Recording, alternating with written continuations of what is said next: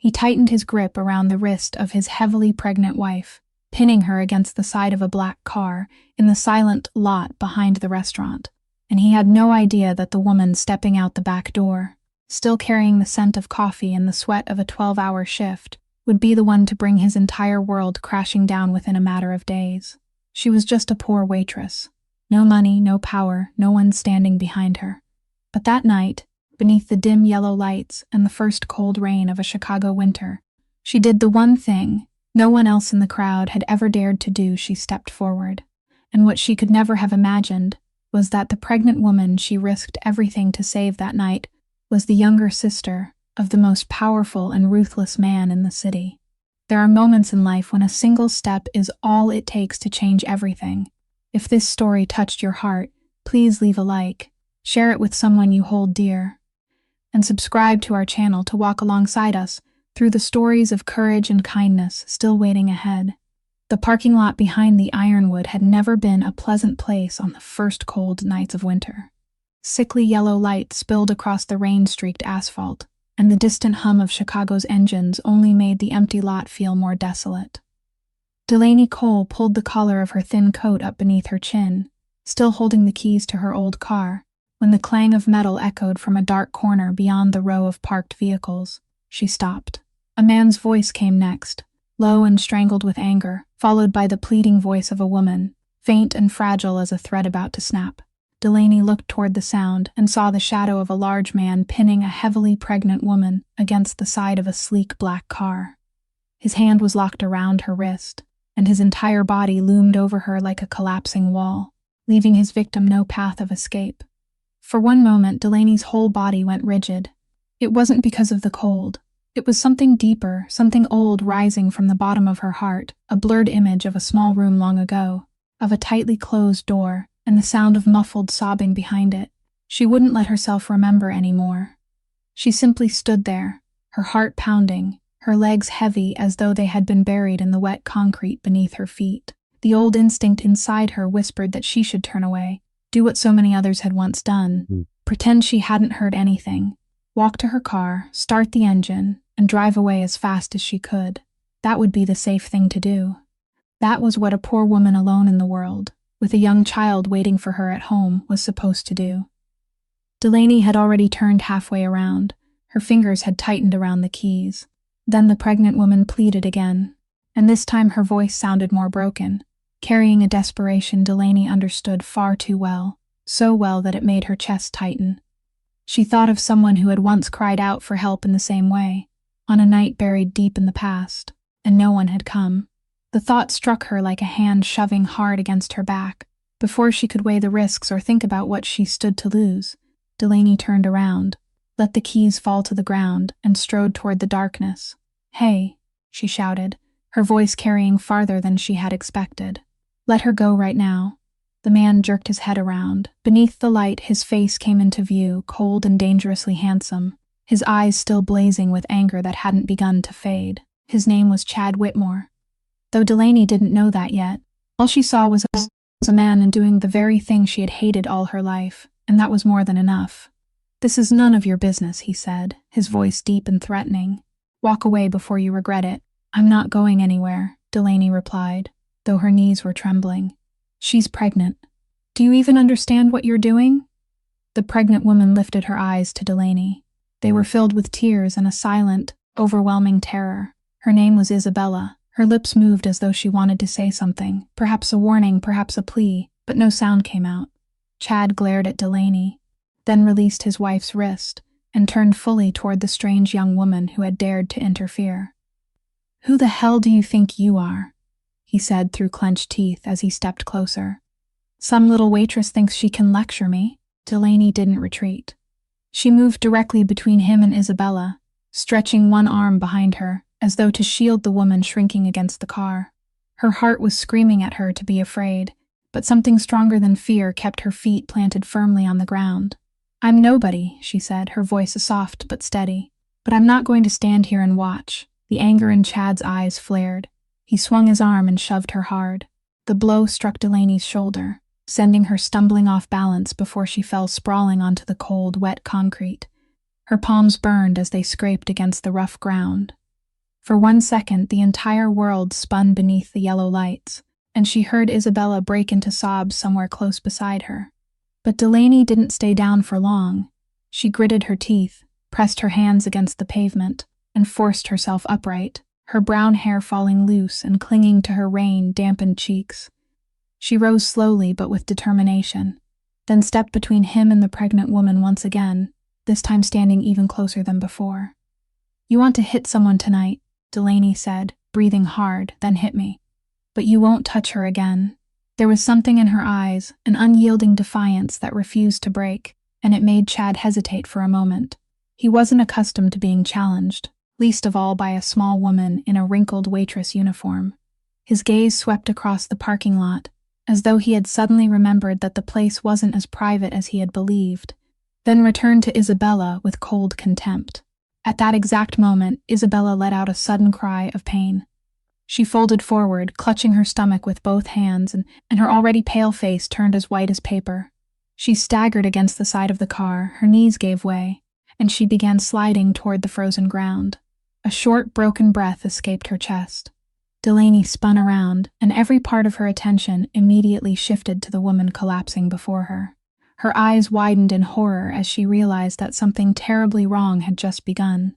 Delaney dropped to her knees beside Isabella, slipping one arm behind the trembling woman's back, while her other hand immediately pulled the old phone from her coat pocket.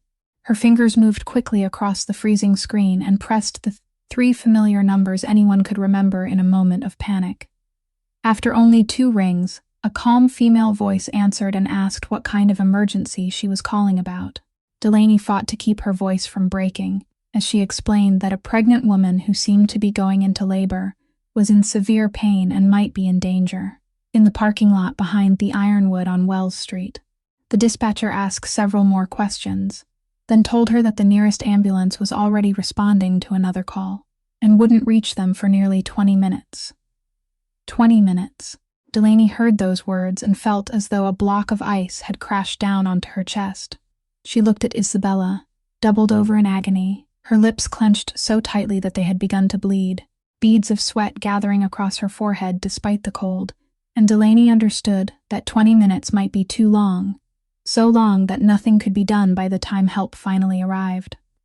She lifted her head and searched for Chad, but the man had already backed several steps away, and was standing frozen in the darkness between 2 rows of cars, something flickering in his eyes between panic and calculation.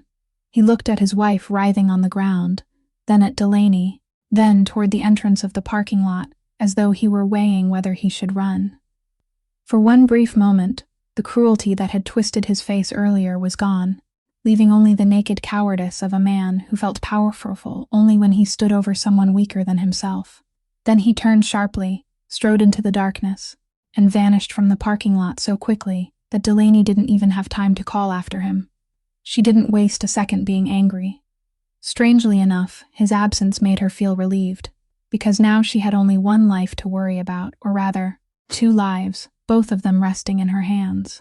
She leaned close to Isabella's ear and told her clearly that she wasn't going to wait for the ambulance, that she would drive her to the hospital right now, because Mercy West Hospital was only a few minutes away, and that would be far faster than sitting there in the rain.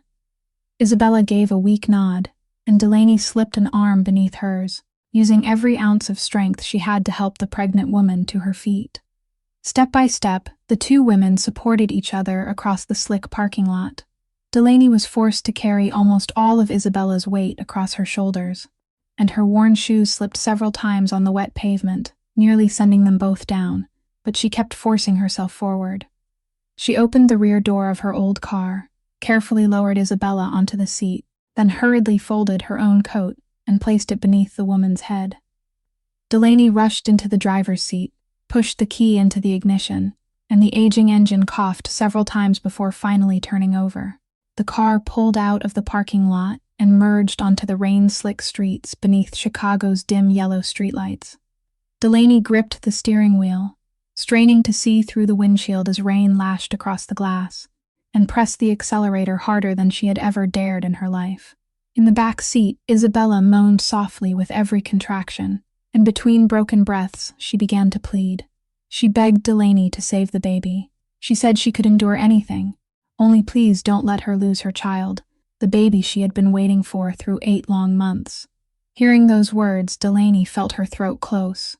She glanced into the rearview mirror, at the pale face of the stranger behind her, and spoke with a certainty she didn't truly feel, telling Isabella to save her strength and stop talking, that they were almost there, and that she promised she would get both mother and child to safety. Delaney didn't know where she found the confidence to make such a promise, but in that moment, she needed Isabella to believe it, and she needed to believe it herself. The next few minutes passed like a tense and feverish dream, filled with the squeak of the windshield wipers, the rain hammering against the roof, and the weakening breaths of the woman behind her. When the glowing sign of Mercy West Hospital finally appeared at the end of the street, Delaney nearly burst into tears from relief. She drove straight to the emergency entrance, slammed on the brakes, jumped from the car, and shouted for help. Within seconds, medical workers in uniform rushed outside with a stretcher. They lifted Isabella from the car with swift, practiced movements, placed her on the gurney, and surrounded her in a circle of urgent activity. Delaney ran beside them until an arm stopped her at the threshold, and the double doors of the emergency department swung shut directly in front of her, leaving her standing alone beneath the cold white lights of the hallway. She stepped back, sank onto a nearby plastic chair, and only then, when everything had finally grown quiet, did she realize that both of her hands were shaking uncontrollably, and that her sleeves were stained with dirt and rainwater. Delaney sat motionless on the hard plastic chair, for a length of time she could no longer measure, her eyes fixed on the double doors of the emergency department, as she listened to every hurried footstep echoing from inside. Time carried a weight of its own in a hospital. It moved with suffocating slowness, each passing minute stretching like a cord pulled so tight it was ready to snap. She clasped her hands together, now that they had begun to stop trembling, and offered an awkward prayer for a woman whose name she hadn't even had the chance to ask. At last, the doors swung open, and a doctor dressed in blue scrubs stepped into the hallway, pulling down his mask to reveal a face worn with exhaustion but grave with concern. He glanced along the empty corridor, and when he saw that Delaney was the only person waiting there in a wrinkled waitress uniform, he walked toward her and asked whether she was the one who had brought the pregnant woman to the hospital. Delaney sprang to her feet, nodded, and immediately asked whether the woman was all right and whether the baby was safe. The doctor released a long breath, then told her in a low voice that both mother and child had survived the crisis, but it had been a race against time, with every moment counting. He told her plainly that if she had arrived even 10 minutes later, there was a very real chance they wouldn't have been able to save either the mother or the child. The words left Delaney completely still. She reached for the back of the chair as her legs seemed to soften beneath her, and a rush of warmth gathered painfully behind her eyes. 10 minutes. She had stood on that fragile dividing line without ever realizing it, and it was her recklessness, her refusal to wait even 1 second longer, that had pulled 2 human lives back from the edge. The doctor added that the patient was now being monitored and needed rest, then excused himself and returned through the doors. Delaney remained alone in the hallway, and when the first surge of emotion began to settle, another feeling slowly crept into her heart. It was the awareness that she didn't belong there.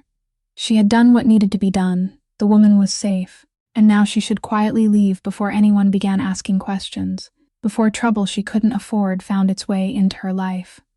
She had a young child waiting at home, a shift the next morning, and an entire life already strained to its limits, a life she couldn't allow to become any more tangled than it already was.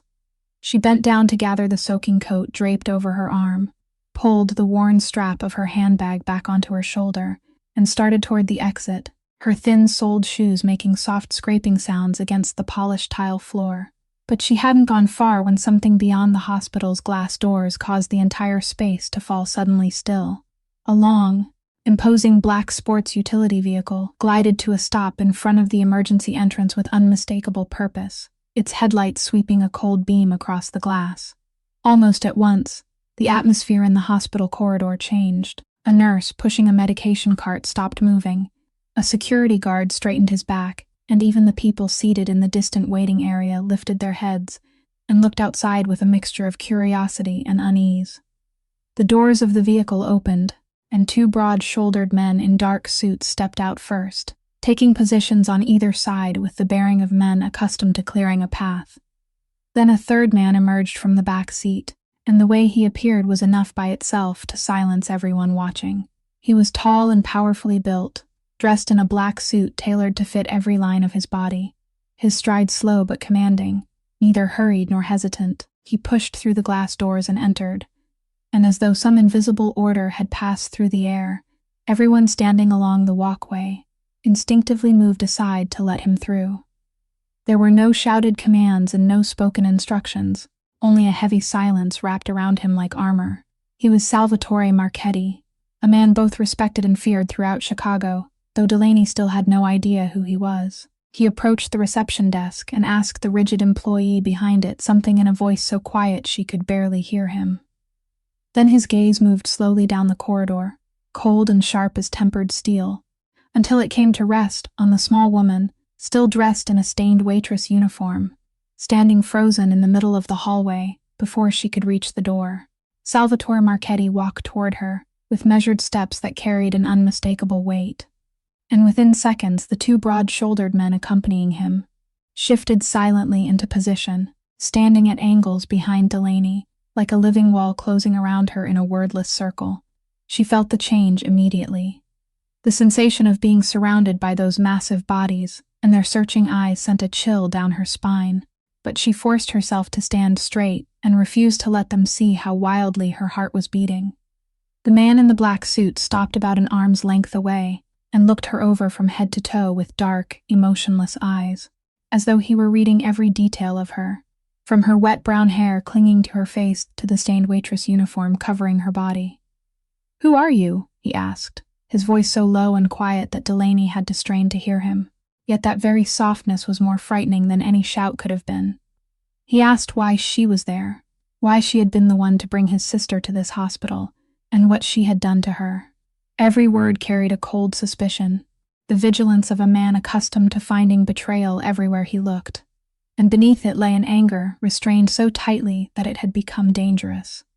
Delaney swallowed hard, and in that moment, she understood that if she showed fear, if she hesitated or tried to avoid his questions, this man would crush her without a second thought.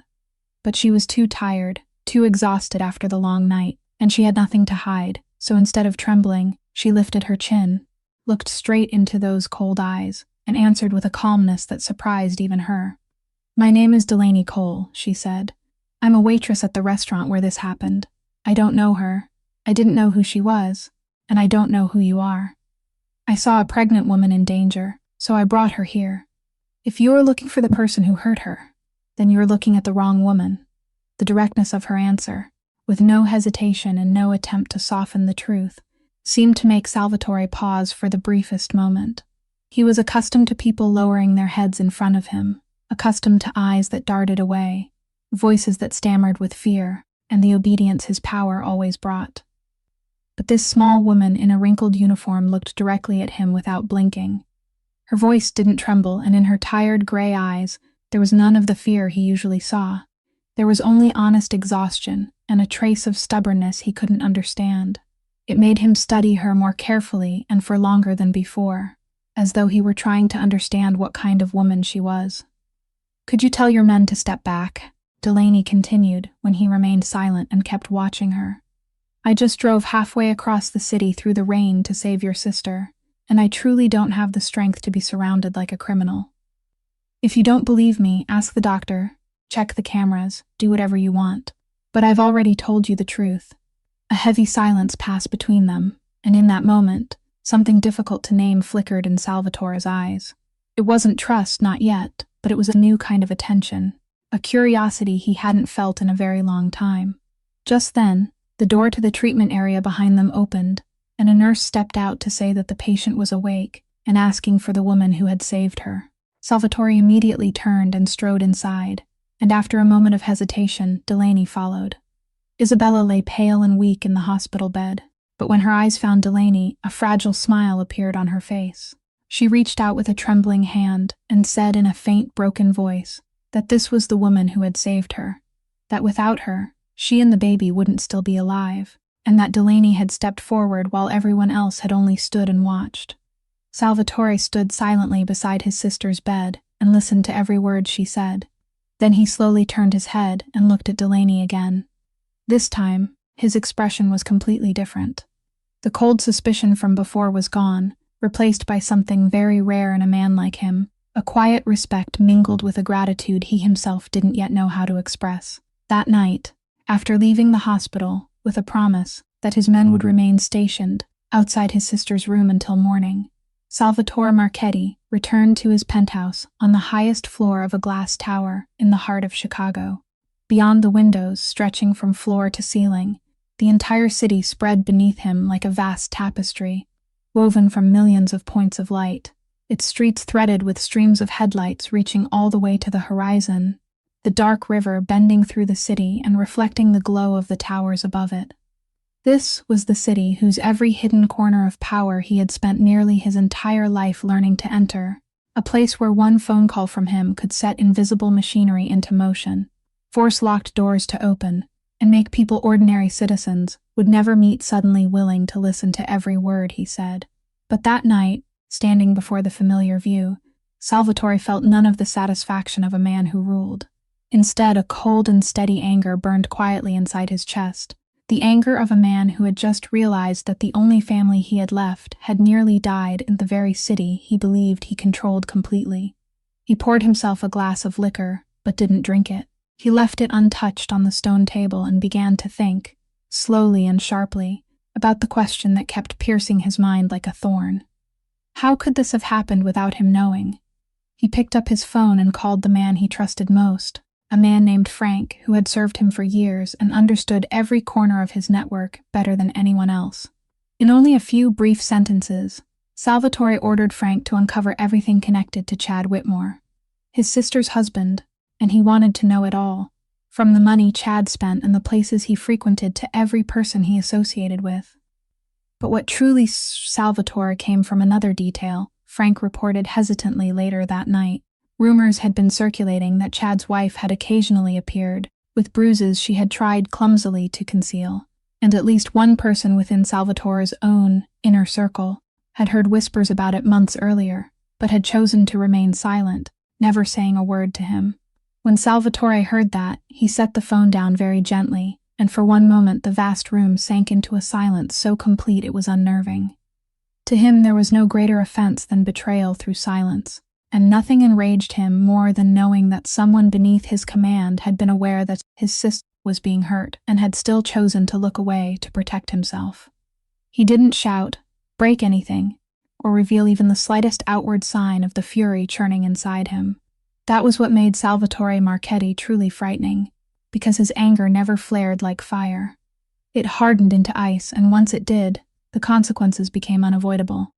The next morning, he summoned the man who had remained silent to a private room inside a building he owned, and the conversation between them was brief, quiet, and unheard by anyone outside. People knew only that after that morning, the man's name was never mentioned again in any conversation within their world, and he himself quietly vanished from Chicago, leaving for some distant place no one bothered to ask about.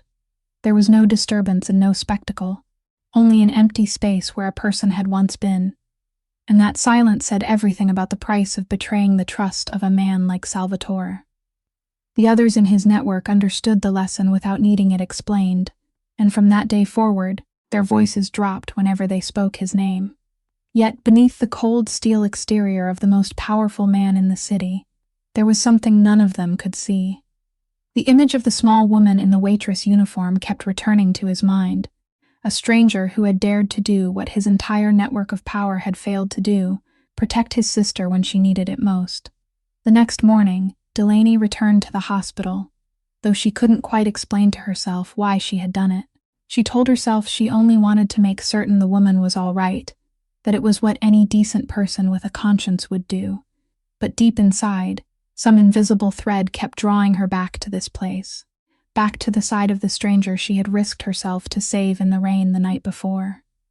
She carried a small bouquet she had bought in haste from a stand in the lobby, inexpensive flowers that had still made her hesitate before spending the little tip money she had earned during her previous shift.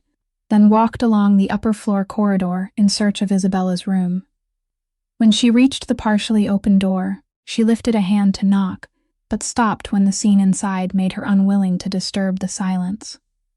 Through the narrow opening, she saw Salvatore Marchetti sitting beside his sister's hospital bed, and he looked nothing like the cold, commanding man she had met the night before. He was leaning forward, his elbows resting on his knees, his hands clasped together, and he was holding Isabella's sleeping hand with a tenderness so unexpected it was almost difficult to believe, as though he feared that even the slightest pressure might cause her pain. His broad shoulders, the shoulders that always seemed to carry authority with such rigid certainty, were now bowed beneath some invisible burden, and on the face that seemed incapable of revealing emotion, Delaney caught a glimpse of something she had never imagined she would see in a man like him: helplessness. Standing silently outside the door, Delaney had no way of knowing that in that moment, Salvatore's thoughts were drifting back toward a distant part of his life he had always tried to bury. He remembered the fateful night, many years earlier, when he had been only 19, and Isabella had still been a little girl. He remembered the telephone ringing in the middle of the night, remembered the cold voice telling him that their parents had died in an accident he would later understand had never been an accident at all, and he remembered the ground seeming to collapse beneath his feet when he realized that from that moment on, he was alone in the world with a small sister who needed him to protect her. He had cast aside his youth, cast aside all the dreams a 19-year-old boy should have been allowed to possess, and thrown himself into a dark and merciless world, doing things he would never speak of again. Also, he could gain enough strength and power to shield his little sister from the world that had taken their parents away. He had built an empire, made an entire city fear his name, and told himself that everything he had done was so no one would ever be able to touch the person he loved again. And yet now, sitting beside that hospital bed, looking at Isabella's pale face, and thinking of the wounds she had silently endured for so long beneath the roof of her own home, Salvatore suddenly faced a truth so bitter it left him numb. All the power he had built, all the wealth and influence that made the city afraid of him, all the networks and people within his reach, had meant nothing when the danger had come from inside his sister's own home, from the very man he had trusted enough to give her to. He could buy almost anything in the world. He could make his enemies tremble with a single nod, but he hadn't been able to buy safety for the only person left in the world whom he truly loved. That helplessness tormented him more deeply than any physical wound ever could. Outside the door, Delaney quietly stepped back, suddenly feeling as though she were intruding upon a moment far too private, a pain the man inside had never intended anyone to witness. And somewhere within her, the way she saw Salvatore Marchetti began to change, because for the first time, she understood that behind the cold shell of steel was still a human being, a man carrying a wound no different from the wounds she herself had always kept hidden. It took several more days before Isabella was strong enough to sit up in her hospital bed and speak clearly. And throughout those days, Salvatore scarcely left the hospital, while Delaney continued to stop by whenever her shift ended, sometimes bringing a box of fruit, sometimes only a few simple words of concern. Little by little, a strange closeness began to form among the three people who had once been complete strangers, a bond none of them tried to name. And it was within that fragile warmth, one afternoon as pale sunlight spilled through the hospital window, that Isabella finally chose to break the silence she had carried for so many years. She took her brother's hand, and in a quiet voice that no longer trembled as it once had, she began to reveal the truth she had buried. She said that what happened in the parking lot that night hadn't been the first time, that for the past 2 years, beginning in the earliest months of her marriage, she had lived inside a fear she hadn't dared confess to anyone. She explained that Chad hadn't always been that way, that there were periods when he was so tender and attentive she believed herself to be the happiest woman alive. But then his rages would descend without warning like sudden storms, and after each one, he would fall to his knees, apologize, weep, and promise he would change, making her soften and forgive him again and again. Salvatore sat in silence and listened without interrupting his sister even once, but from where she stood in the corner of the room, Delaney could see the veins rising across his hand as his grip tightened around the edge of the bed. Isabella went on, and her voice caught when she reached the most painful truth of all, the reason she had remained silent for so long. She said Chad understood exactly what kind of man her brother was. He knew Salvatore possessed enough power and enough ruthlessness to make him disappear from the world with nothing more than a nod, and he had used that knowledge to control her. Chad told her that if she ever revealed even a single word to her brother, Salvatore would surely kill him, and then she would become the widow of a murdered man. Her child would grow up without a father, and her own brother would stain his hands with blood, and might pay for it with his freedom. He had planted that fear inside her mind with careful cruelty, and turning her love for her brother into the very chain that kept her bound in silence, convincing her that hiding the truth was the only way to protect the people she loved. And so she endured it alone, year after year, believing that her suffering was a necessary sacrifice. She also said that Chad was calculating in a way that chilled her, that he was always careful never to leave marks where anyone might see them.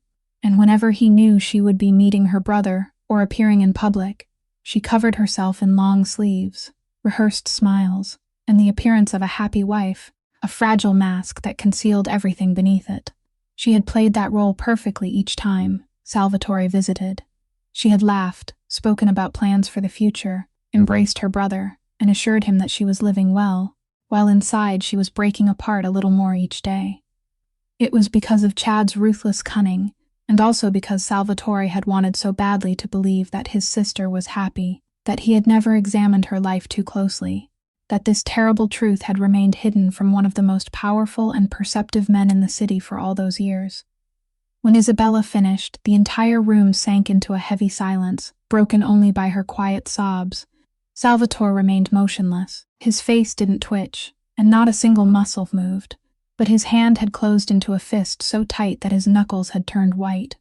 In his dark eyes, Delaney saw an anger that didn't erupt into flame but settled into something far more frightening, a coldness like ice, a deadly stillness that revealed the man had already made some decision within himself, and that anyone who had ever caused his sister to shed a tear would soon learn the true price of those tears. After the afternoon when Isabella revealed the truth, one thought clung to Salvatore's mind and refused to let go. It wasn't the image of the man who had harmed his sister, but the small woman in the waitress uniform who had stood quietly in the corner of the room throughout that long afternoon. He couldn't understand why a stranger who didn't know Isabella, who owed her nothing, had been willing to throw herself into danger to save a woman she had never even met, while so many others had merely watched and turned away. For a man accustomed to viewing the world through the lens of profit and calculation, Delaney's actions existed beyond all reason, and it was precisely that mystery that made him want to discover who this woman truly was. So he picked up the phone and called Frank again, but this time, it wasn't to hunt down an enemy. It was to learn about the woman to whom his family owed a debt, and he instructed Frank to uncover everything about Delaney Cole. Not because he intended to harm her, but simply because he needed to understand the person who had entered his family's life so unexpectedly. Within a single day, Frank brought him a thin file, and as Salvatore sat alone in his penthouse reading each line, he gradually felt something tightening inside his chest. What he found wasn't the story of a woman whose life had been easy and abundant, someone who could afford to give kindness away because she had more than enough. It was the exact opposite. Delaney Cole was 27 years old, a single mother raising her child alone in the heart of one of the most expensive cities in the country. Years earlier, while she was still pregnant, the man she had trusted and given her life to had abandoned her. He hadn't merely left. He had taken every dollar of the small savings they had built together and vanished without a word of farewell, leaving her pregnant, penniless, and burdened with a debt she hadn't even known existed. She had given birth alone, raised her child alone, and taught herself how to remain standing on her own 2 feet in a world that had never shown her much kindness. But what truly left Salvatore silent was written in the next section of the file. Delaney's young daughter, a little girl not yet 6 years old named Nora, suffered from an illness that required regular treatment and constant monitoring, and those recurring treatments consumed nearly everything the young mother earned, and often more than that. It was the reason Delaney worked herself to exhaustion through 2 shifts every day, the reason she always appeared worn beyond her years, the reason she seemed to carry an invisible weight upon her shoulders wherever she went. She was drowning beneath mounting hospital expenses and bills she struggled to manage month after month, living at the very edge of collapse, both physically and financially. Yet this was the woman who, while fighting for every dollar needed to care for her sick child, while living a life that had never once spared her, hadn't hesitated to drop her car keys onto the ground and rush to save a stranger in the rain. She had used her own aging car and the little gas money she possessed to carry his sister to the hospital. Salvatore placed the file on the stone table, and for a long time he simply sat there in silence, staring through the glass windows as the city lights began to glow below. He had spent his entire life in a world where every action carried a price, where kindness always concealed an intention, where no one gave anything without expecting something in return. He had grown accustomed to believing that people were generous only when they had more than they needed, and kind only when kindness cost them nothing. Yet before him now was a woman who had given the greatest kindness one human being could offer, the willingness to risk her own safety, not from abundance, but from the deepest place within a life shaped by loss and deprivation. Delaney had nothing. She had no money, no power, no one standing behind her, and even from the bottom of that abyss, she had still chosen to step forward. It forced Salvatore, a man who believed he had already seen every dark corner of the human heart, to reconsider everything he had ever believed about the world. A few days later, when Delaney had just finished her evening shift and stepped out through the restaurant's back door, she was surprised to find Salvatore Marchetti waiting beside his black car, his tall figure casting a shadow beneath the streetlight. He hadn't brought the broad-shouldered men who had accompanied him the first time they met. He stood there alone, and that eased some of her tension, though the familiar caution inside her still rose at once. He told her that he had come to thank her properly, because what she had done for his sister was something he could never forget, and because he was the kind of man who always repaid what he owed. Then he drew a thick envelope from inside his coat, held it out to her, and said this was how he wished to express his gratitude, that the money inside was enough to cover every hardship she was facing, enough to free her from working herself to exhaustion through 2 shifts every day. Delaney looked at the envelope in his hand, and for one brief moment, she understood that the money could change her entire life. It could erase the debts that were strangling her, could pay for the treatments her daughter needed, and that she was still struggling to afford. But she understood something else as well, something deeper. If she accepted that envelope, then what she had done on that rainy night would no longer remain what it had truly been. She shook her head, and in a calm but unwavering voice, she told him she couldn't accept the money. She said she hadn't saved his sister in order to be rewarded, that she had done it because it was the right thing to do, and that if she accepted his money now, she would be turning her actions into a transaction. While kindness wasn't something that could be bought or sold, Salvatore stared at her as though he couldn't believe what he had just heard, because in all his life, no one had ever refused his money. No one had ever stood before such a large sum and calmly shaken their head. He told her that he knew about her circumstances, about her debts, about her daughter, and that he couldn't understand why she would reject something that could release her from every burden she carried. Delaney pressed her lips together when she heard him mention the private details of her life, then answered that yes, her life was difficult, more difficult than he could imagine, but she had carried it alone for years and would continue carrying it alone, because her self-respect was the only thing life hadn't taken from her, and she wouldn't trade it for anything. A long silence stretched between them after those words, and then the conversation turned in another direction when Salvatore, the coldness returning to his face, said that whether she took the money or not no longer mattered. What truly concerned him now was making the man who had harmed his sister pay, and he had his own way of ensuring that Chad would never be able to hurt anyone again. The quiet, icy way he said it made Delaney shiver, because she immediately understood what he meant. To her own surprise, she heard herself objecting fiercely. She told him he couldn't do that if he chose that path, he would lower himself to the same level as the very man he despised. That violence only gave birth to more violence and would never end the cycle. She said Isabella and her unborn child deserved a future unstained by blood and guilt, and that if he truly wanted to protect his sister, what she needed wasn't a brother burdened with more sin, but real justice justice carried out openly and lawfully. Salvatore looked at her. An irritation mixed with surprise flickered through his dark eyes, because no one had ever dared lecture him about right and wrong, and no one had ever challenged the way he chose to protect those he loved. The two of them stood beneath the streetlight, belonging to worlds that couldn't have been more different.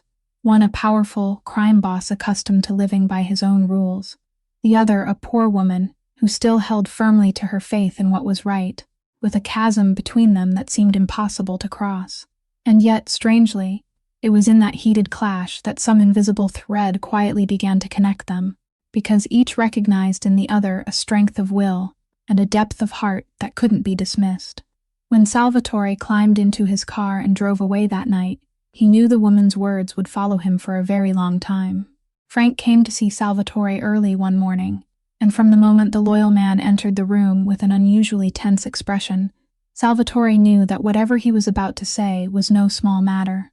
Frank placed a file on the table, much thicker than the one he had brought before, and explained that while digging deeper into Chad Whitmore's life on Salvatore's orders, he had uncovered something none of them had expected, something hidden beneath the surface of what had seemed to be an ordinary abusive husband. Salvatore sat down, opened the file, and as he turned through the pages one by one, his usually composed face gradually became frighteningly cold. What lay before him wasn't merely the trail of a man who beat his wife, but evidence of a betrayal calculated down to the smallest detail. Chad Whitmore hadn't entered Isabella's life by chance, and his marriage to Salvatore's sister had never been the love story everyone believed it to be. The words in the file painted a picture that seemed to freeze the blood in Salvatore's veins. From the very beginning, Chad had known exactly who Salvatore Marchetti was and what he controlled within the city. He wasn't simply the real estate businessman his polished appearance suggested. He was a deliberately planted piece on a larger board, and the hand moving that piece belonged to a rival organization that had long hungered to bring down the empire Salvatore had built.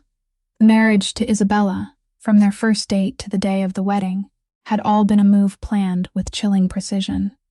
Chad had approached his sister and used charm and tender words to capture her heart, not because he loved her, but because he wanted to work his way into Salvatore's innermost circle, to become family so he could gain access to secrets, business dealings, and vulnerabilities no outsider could ever reach. For the past 2 years, while Salvatore believed his sister had found a loving home, his most dangerous enemy had in fact been sitting at his family table, smiling at him, shaking his hand, and quietly collecting every fragment of information he could one day use against him. The more Salvatore read, the more he understood that the beatings Chad had inflicted on Isabella weren't simply the outbursts of a violent man who had lost control. They had also been tools of domination and manipulation, a way to keep her trapped in fear and silence, to make certain she would never dare reveal anything that might destroy his plan. He had exploited the love Isabella felt for her brother and turned it into a chain, calculating everything with a cruelty so cold it was almost inhuman. What enraged Salvatore most wasn't that Chad had dared to conspire against his empire, because in Salvatore's world, schemes like that had never been unusual. What he couldn't forgive was that Chad had used his sister, the only innocent person in all these filthy calculations, as a pawn in his game, forcing a trusting and gentle young woman to pay with years of suffering, simply because she had a brother other men wanted to destroy. Salvatore closed the file and sat in silence for a long time, and within that stillness, he felt more clearly than ever the bitterness of a man who had just realized that the fortress he had spent his life building to protect someone he loved had been breached from within by the very hand he had trusted enough to welcome into his home. He had devoted his entire life to guarding against dangers from the outside, raising layer after layer of defense so no enemy could ever reach Isabella. Yet the most dangerous enemy had been the man Salvatore himself had invited through the door, granted the place of family, and trusted enough to give his sister to in marriage. The guilt tormented him even more than the anger, because he understood that his own complacency, his blind belief that his sister was happy, had kept him from seeing the truth that had been directly in front of him all along. But now that every mask had fallen and Chad Whitmore's true face had been fully exposed, Salvatore knew the game had entered a new stage, and this time he would be the one holding the advantage. No one understood how Chad had managed to discover where Isabella was staying after leaving the hospital.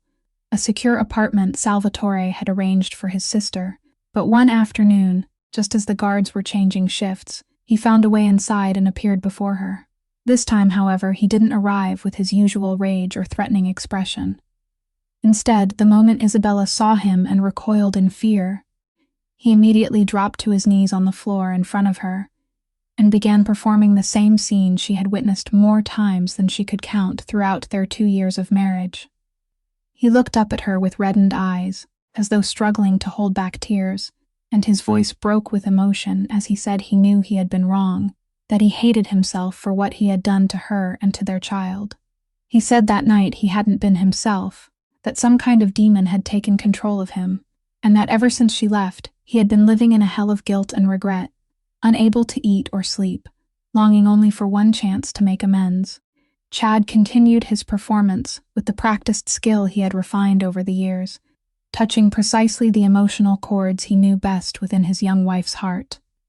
He reminded her of the beautiful memories from the beginning, the days when she had believed herself to be the happiest woman alive, and he asked how she could possibly throw all of that away, how she could allow their child to be born without a father beside them.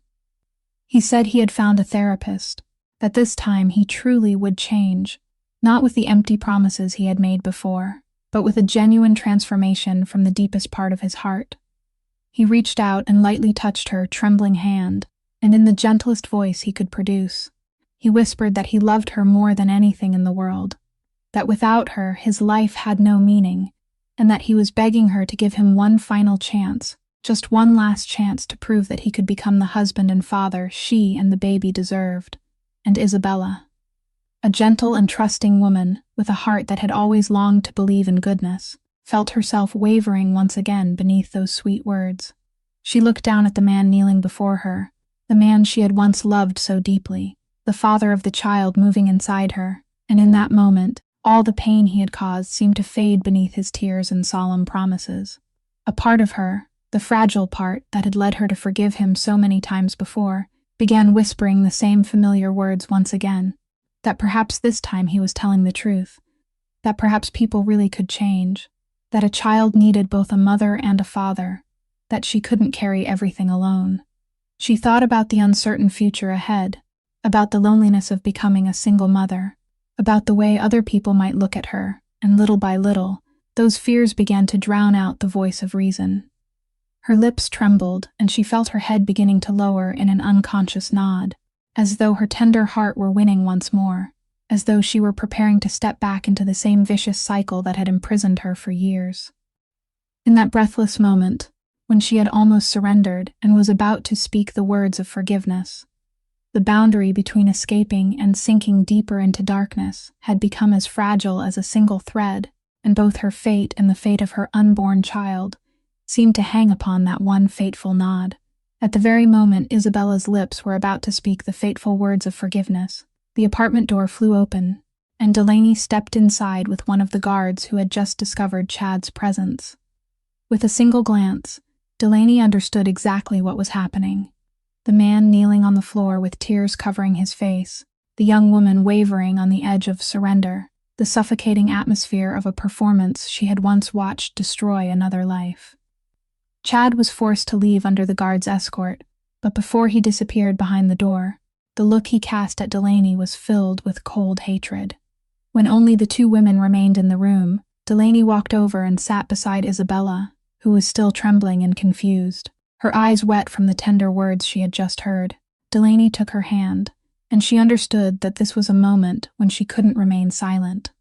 This was the time to do something she had never done with anyone in all the years of her life, to open the door leading into the most painful part of her past.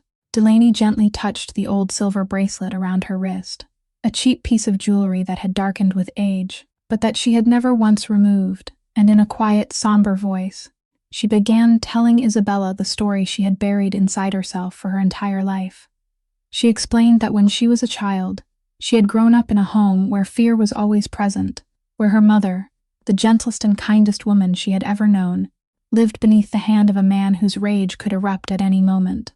She said that her mother had forgiven him too, time after time, She had believed his apologies and his tears, that she had convinced herself she had to endure and give him one more chance for the sake of her child, for the sake of their family, and for the future she had always dreamed of. And with every forgiveness, her mother had bound herself more tightly to a vicious cycle with no escape, persuading herself again and again that next time would be different. Delaney's voice caught when she reached the end of the story. There had come one fateful night when the violence left her mother no chance to forgive again. And what had haunted Delaney throughout her life wasn't only the loss itself, but the knowledge that people had been close enough to hear, close enough to know, and yet not one of them had dared to step forward. No one had knocked on the door. Every one of them had chosen to turn away and pretend that nothing was happening. Tears streamed down Isabella's face as she listened, and Delaney tightened her hold on her hand, telling her that, because she had watched that silence take her mother's life, she could never stand by and watch another woman walk down the same road. She told Isabella that the feeling that kept making her forgive, that kept softening her heart whenever Chad cried, wasn't love. It was a carefully constructed trap, one that used her own kindness and compassion to imprison her. She said that someone who truly loved another person would never force them to live in fear, would never use pain as a means of control, and that promises of change repeated after every act of cruelty were nothing more than links in the chain holding her captive. Delaney looked directly into Isabella's tear-filled eyes and said that she understood the fear of being alone, understood the belief that a child needed both a mother and a father, but a child raised in a home filled with fear and tears would carry wounds far deeper than a child raised in peace by one strong mother.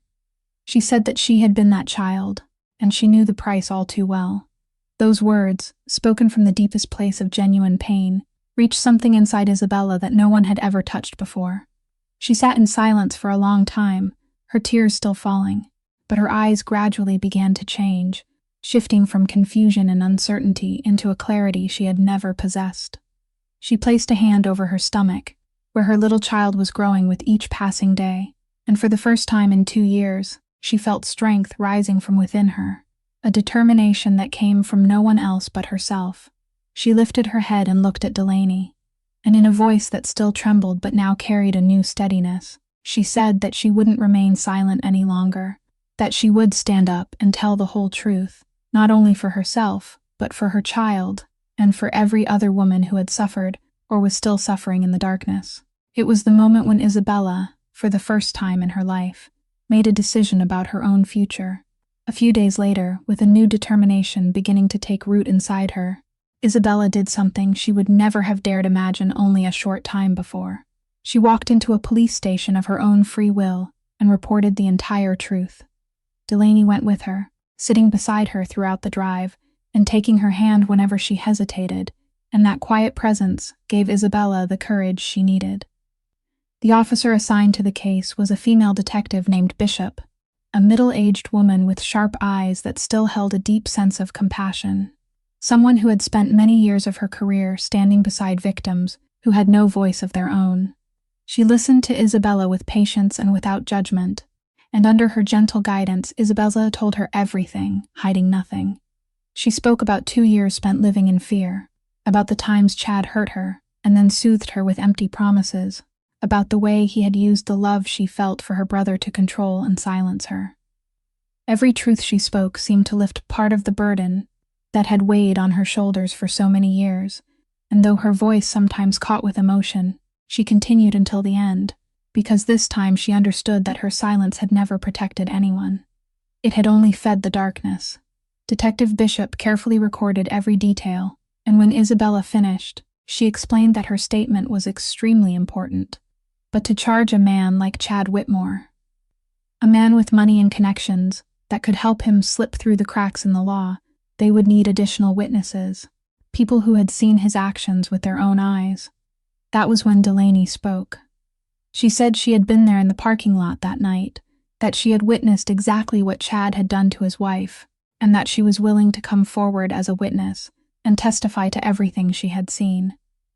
Detective Bishop looked at her with both gratitude and seriousness, then warned Delaney that standing as a witness against someone like Chad wouldn't be simple, that it could bring danger and trouble into her own life. Delaney understood that clearly. She knew that in her circumstances, as a single mother struggling to care for a sick child, she had too much to lose and too little with which to protect herself. But she also understood that if she stepped back now, if she chose her own safety and turned away, then she would be no different from the people who had remained silent on the night her mother needed them most. That was something she could never forgive herself for. So without hesitation, she affirmed her decision and accepted whatever risks might come. With Isabella's statement, Delaney's testimony, and the evidence Detective Bishop quickly gathered, the machinery of the law began to move. Only a few days later, a court order was delivered directly into Chad Whitmore's hands, officially beginning legal proceedings against him. It was the first time in his life that he had been forced to face consequences for the things he had always believed he could hide forever. The first time he realized that the perfect facade he had worked so hard to create was beginning to crack. When he learned that Delaney was the one who had stepped forward as a witness, the poor waitress he had once treated with contempt, the woman who had dared interfere in his affairs from the very beginning on that fateful night, the anger inside him hardened into something deeper and far more dangerous. In his eyes, she was no longer merely a troublesome outsider.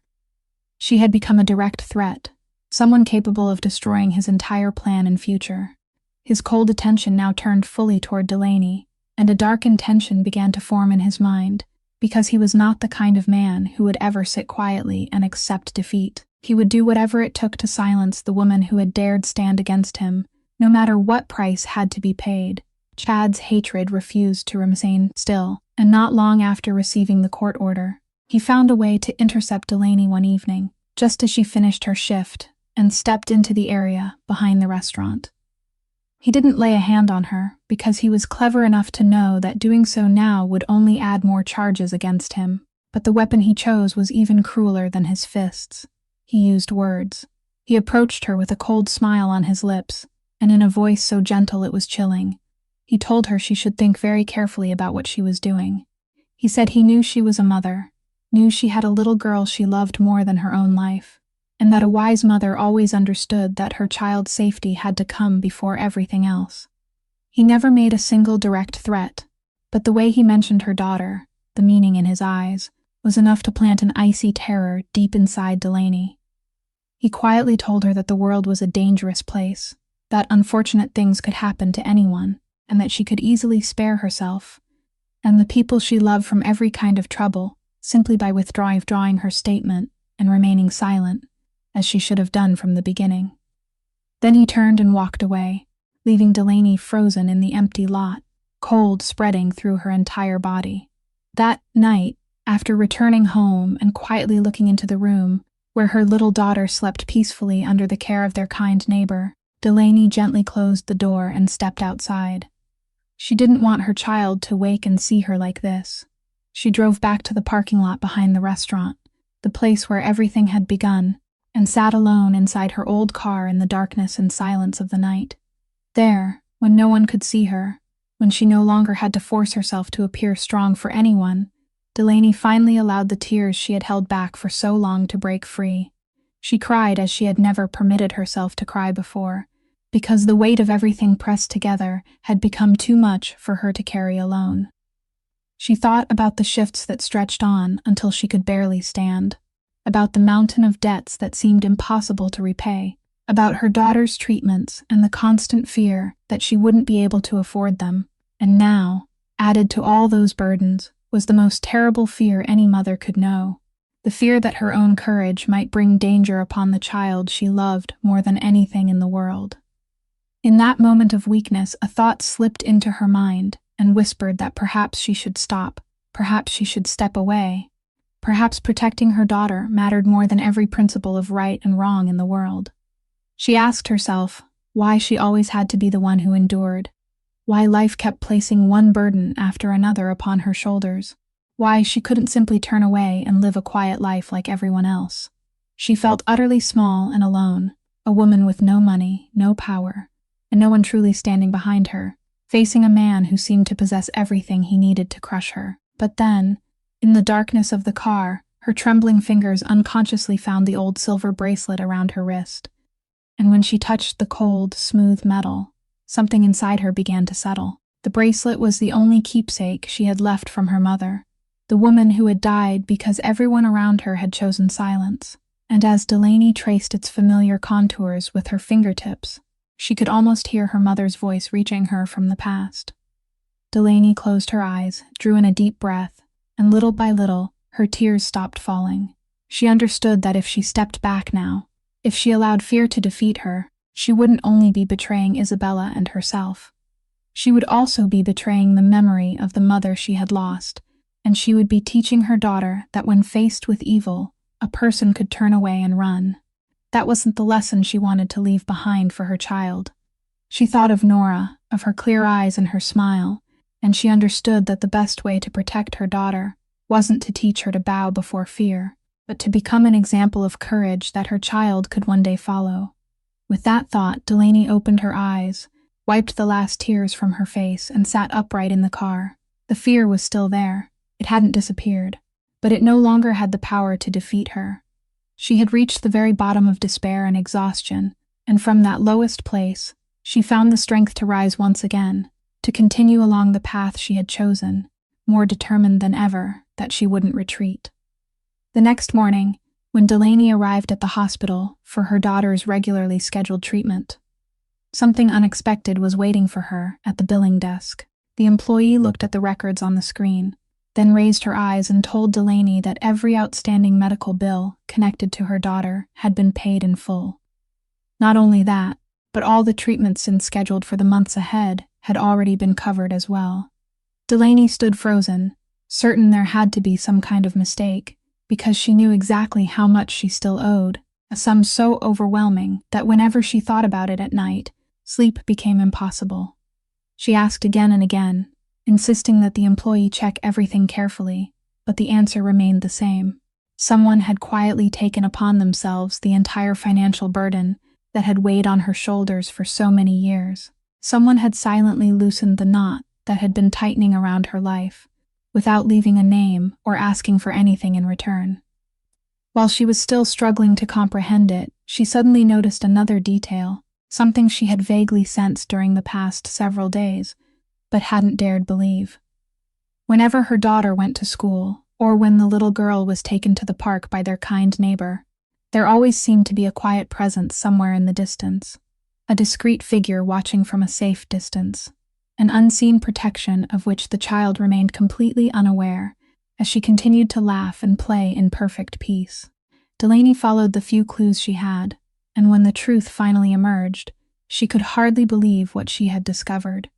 The person who had quietly paid every one of her debts, the person who had secretly assigned men to watch over her daughter and make certain she was always safe, was none other than Salvatore Marchetti.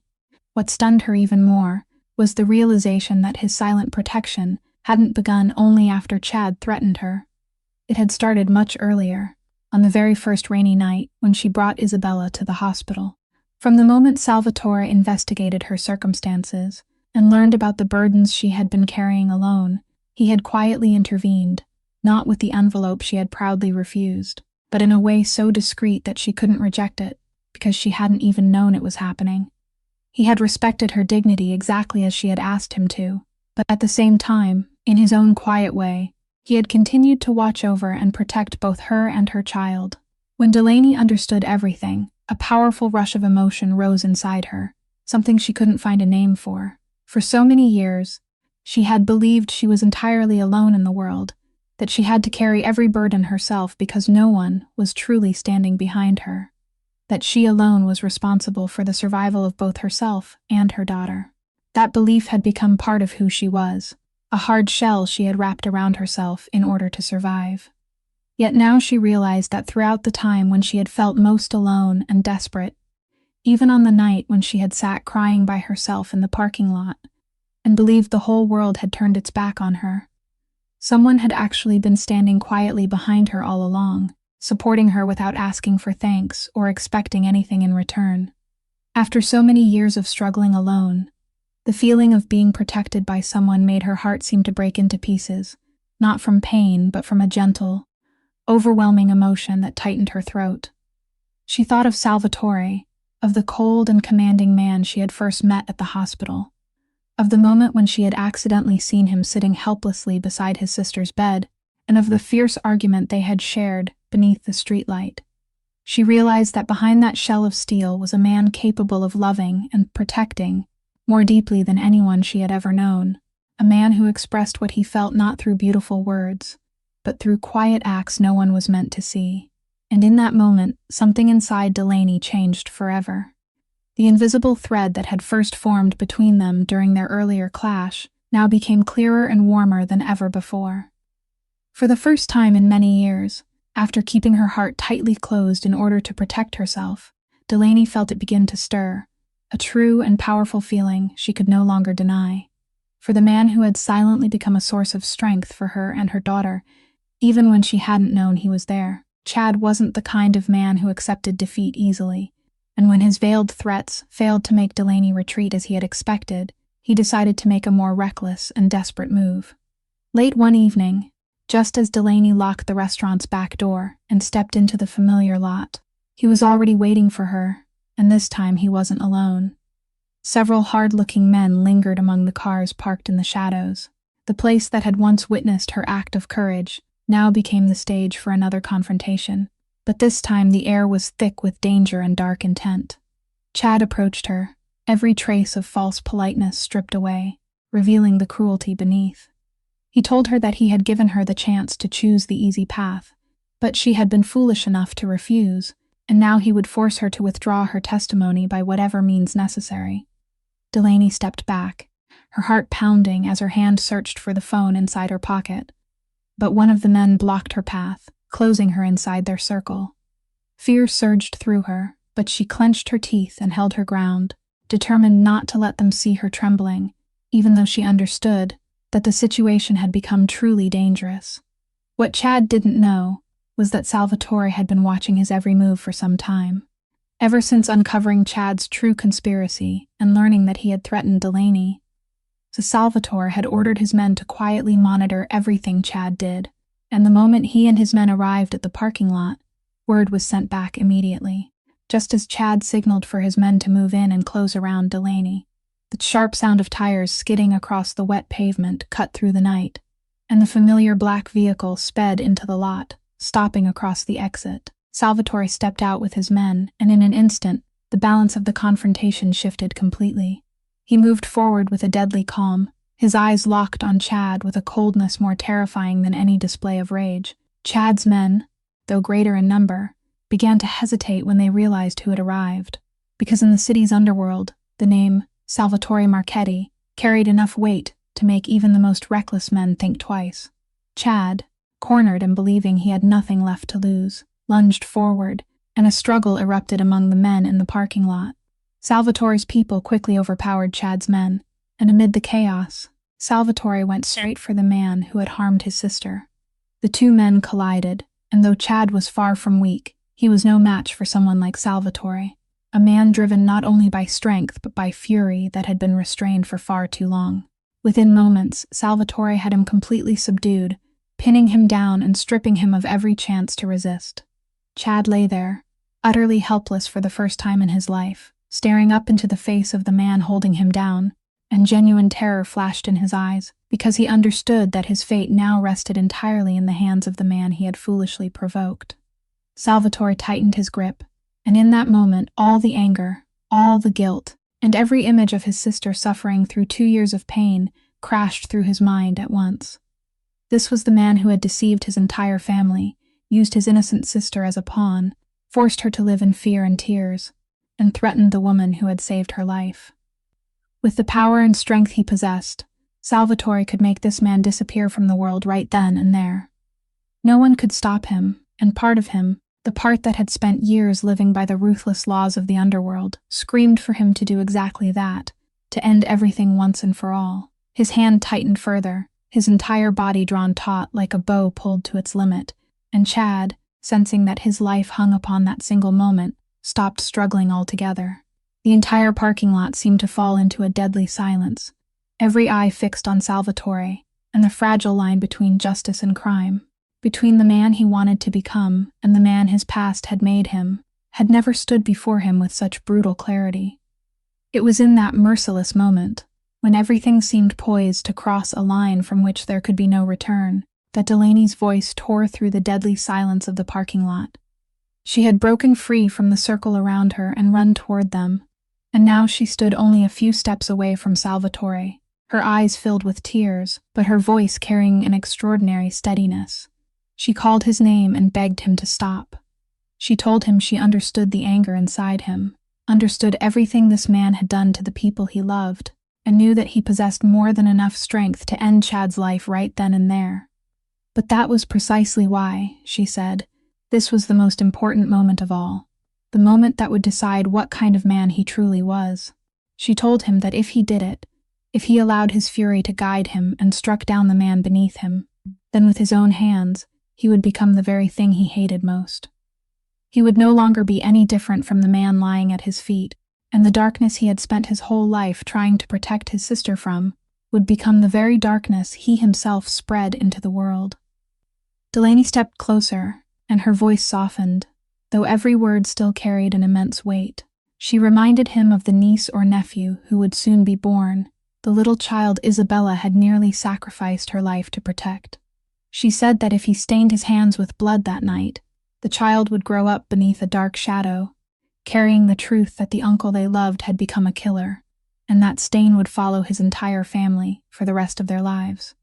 She asked whether that was truly the gift he wanted to leave for an innocent child, whether that was how he wished to honor the memory of his parents, who had also been taken from him by this very kind of violence. She told him that true justice didn't lie in punishing Chad with his own hands according to the laws of darkness. It lay in forcing him to face the consequences openly, in allowing the entire world to see his true face, in making him live out the rest of his days amid the complete collapse of everything he had once possessed. That, she said, would be the real victory, a victory that wouldn't cost Salvatore his own soul.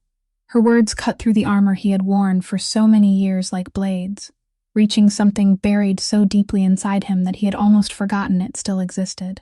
He remained there, breathing heavily, his hands still clenched, while the fiercest struggle he had ever known unfolded inside his mind. On one side was the familiar call of a lifetime shaped by violence, the voice whispering that only death was fitting for a man who had caused so much suffering, that it was the only way to make certain Chad could never harm anyone again.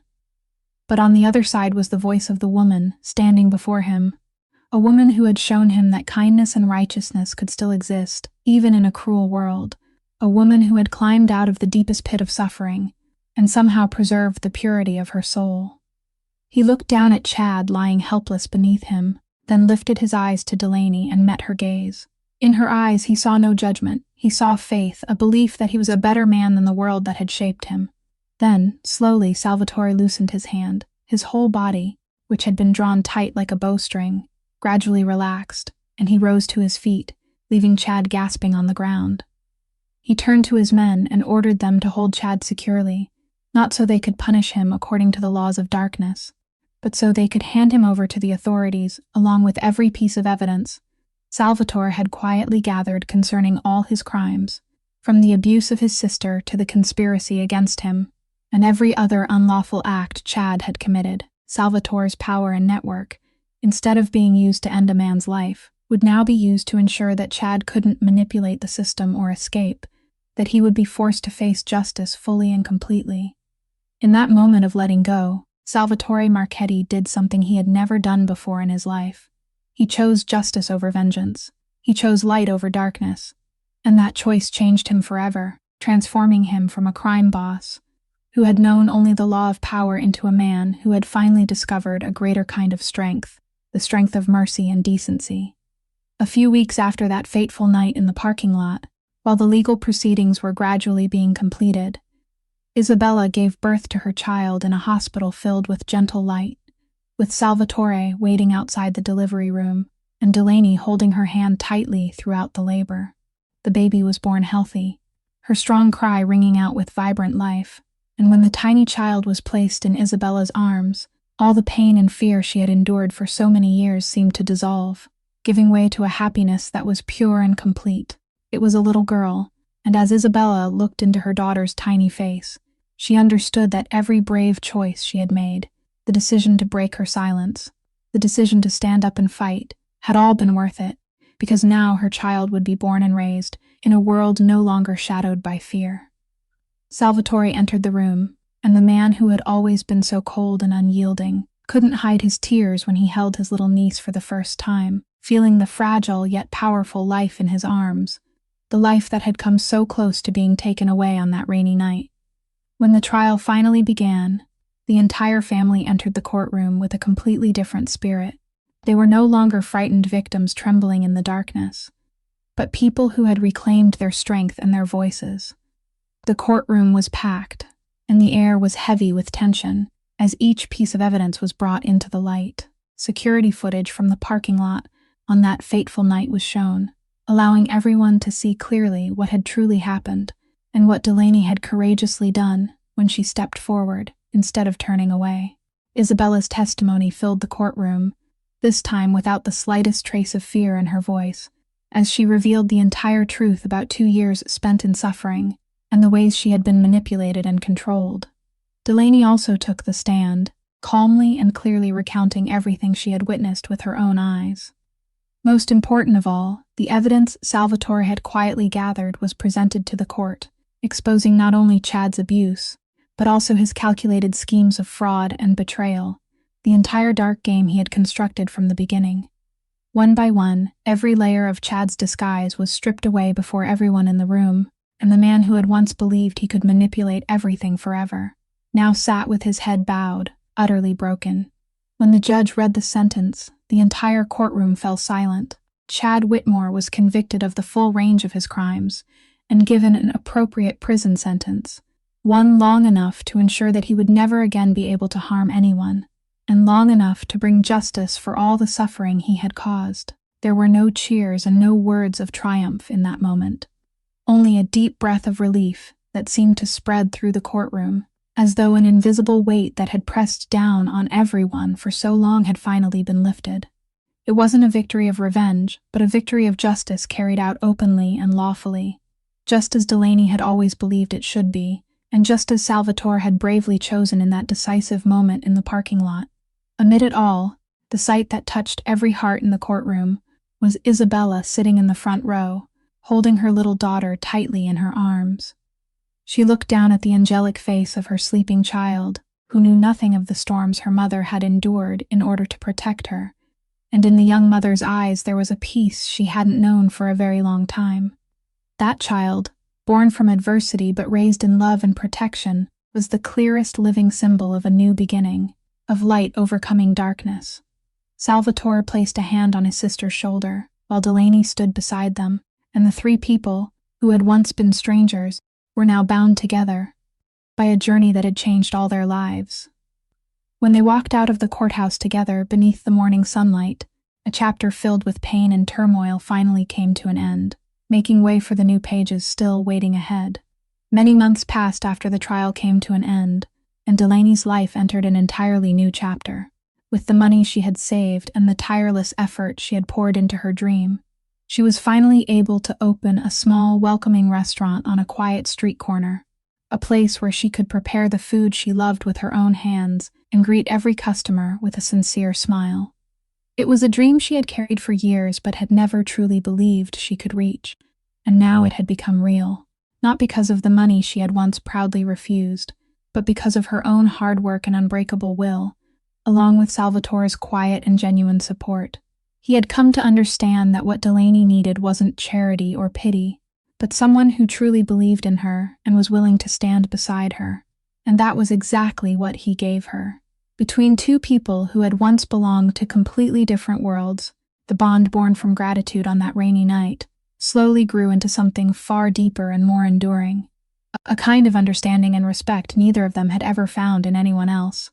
Salvatore, the man who had once known only power and cold restraint, learned from her the true meaning of kindness, while Delaney, the woman who had locked her heart away to protect herself, learned that not every man was a shadow from her past, and that she could open herself to trust and love once more.